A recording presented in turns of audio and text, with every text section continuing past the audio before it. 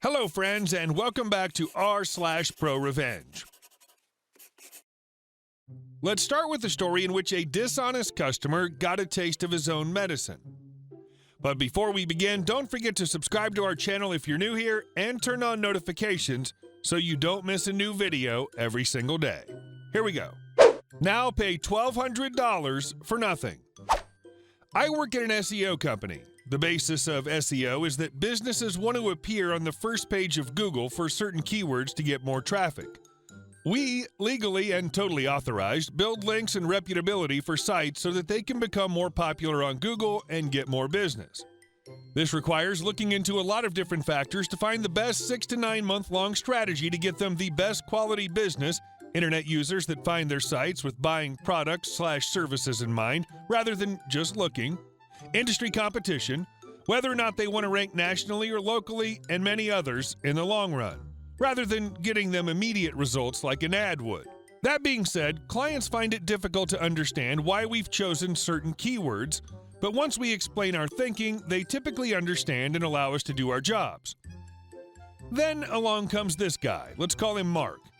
I start this phone call the same way I start every phone call. We talk about his goals and what he's encountered before with his online presence, etc. He's a bit short with me in some answers, but I assume he's just in a hurry and move on.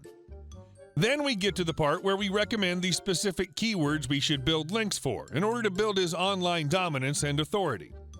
He owns a furniture store in Connecticut, so we recommend ranking for some specific local keywords with strong buyer intent, i.e. metal bedroom set, city, Connecticut. He refuses.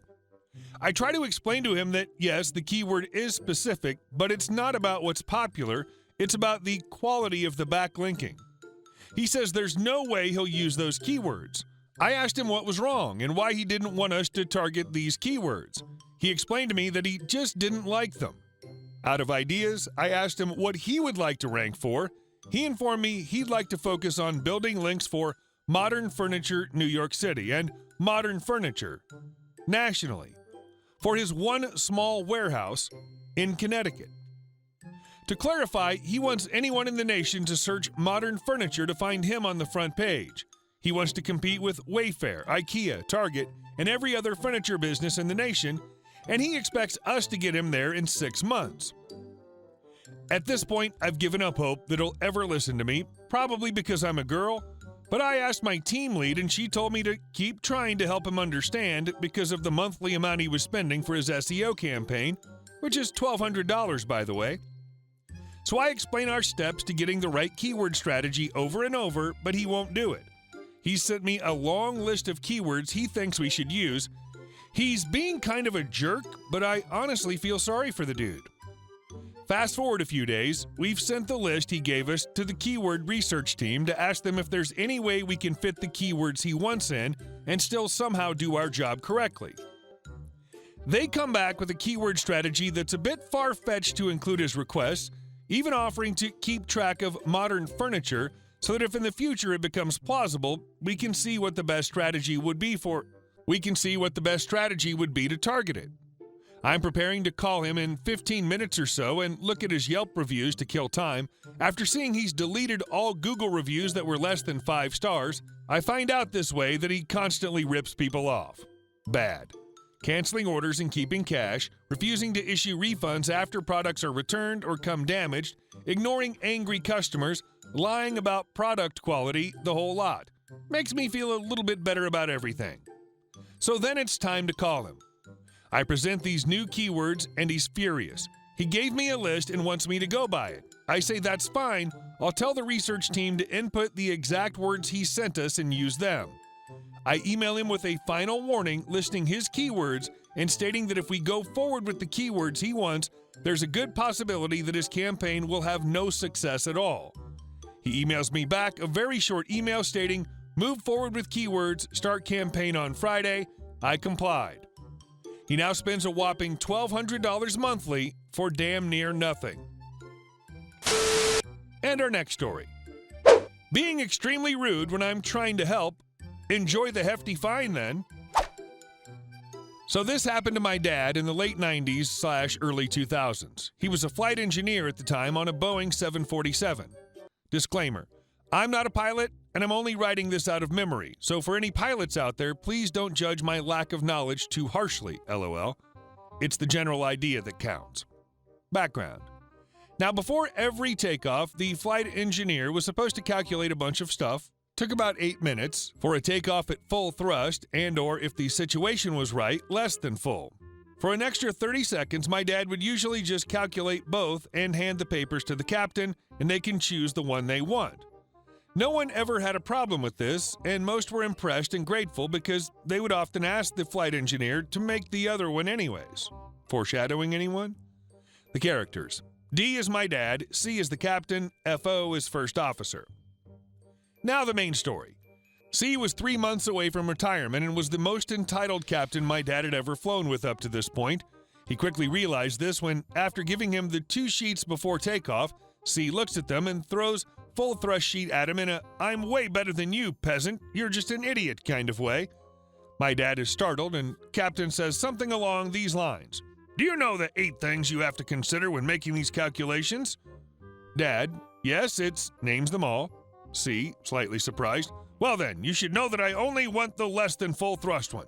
Oh, and you're still on probation, right?" My dad was taken aback by his sudden rudeness and didn't reply. "Yeah, you are. Now learn something from this." They were heading to England, and C is just a massive entitled jerk the whole flight. After an overnight stay, it's time to head back. Malicious compliance. Now, on most takeoffs, the 747 didn't do full thrust. It just saves fuel, which saves money, and makes the companies operating them happy. London was a different story, however. Without full thrust, the plane wouldn't be able to climb fast enough to avoid triggering the noise sensors on the ground. That would just mean the plane's too low, therefore too loud for the people below, and would then lead to the company getting fined a few $1,000s. My dad was fully aware of this, but in true malicious compliance fashion, only wrote down the less than full thrust sheet. He gives it to the FO, who then reads it over to make sure everything's correct. He realized my dad's mistake, looks at him, is about to say something, but then smiles. FO: "All's correct." C, smirk smile: "See, you do learn." They take off, and C is actually almost pleasant on the way back, most likely because he thinks he's won or something stupid like that. After landing and just before getting out of the plane, the FO says, "Oh, and by the way, keep an eye out for the violation in 3 days' time." C, suddenly on the defensive: "What? No, we did everything properly. Nothing went wrong. What are you talking about?" FO: "London, we needed full throttle to avoid the noise sensors. I thought you would have known this." C, realizing the mistake, face turning pale, "But FO, and with how you treated D, do you really think we would have reminded you? So yeah, you're getting a noise violation." Either because he was the one taking off, or he was the captain, he was the one in charge, so for something like this, his license is on the line. Can't remember which one it was in that case, only C would get a notice. Since my dad was still on probation, he couldn't say anything, so was really happy the FO stepped up. Apparently, C's face was priceless, a mix of hatred, confusion, and defeat, the whole shebang. The aftermath. Sadly, since my dad's company didn't have any memos or procedures for the special takeoff at London, it was mostly common knowledge, C didn't get in trouble or have it stated in his license record or anything, kind of a bummer, and the company paid the fine. Double bummer in my opinion. However, he was known as M. Perfect and had his face on many of the company websites and papers. Getting a call from a manager about that was a massive hit to his ego. My dad never got to fly with him before he retired, but it would have been interesting to see if C treated him with more respect or made his life a living hell on future shifts. And our last story. Left me for a banker? Good luck paying the bills. My former wife loves to take expensive vacations. We live in Ohio, which doesn't exactly have extravagant places to see unless you like to watch grass growing or interstate construction. While we make okay money, I'm convinced she felt the need to single-handedly improve the U.S. economy by taking elaborate vacations. Broadway shows in New York City, gambling in Las Vegas, spas in Arizona, sightseeing in San Francisco. The airlines know me so well they ask about my dog when I call to make reservations. His name is Fred. In my attempt to try and save whatever I could so the princess could have her nice things, I bought this Honeywell Wi-Fi enabled device so I could adjust the HVAC while we were away, piling up massive amounts of debt on Mickey Mouse watches. I thought we could save a few bucks by keeping the temp cool in the winter and warm in the summer. The device was easy to install. I didn't have the blue connector, so I had to repurpose the green one. This required an adjustment to the actual HVAC unit in our home. There are plenty of videos on YouTube to demonstrate how to do this. Within an hour, I was up and running. The device works flawlessly. You can adjust the temp from anywhere you have Wi-Fi or cellular signal. Little did I know that my ex had found someone that had a bit more money than I did and decided to make other travel plans.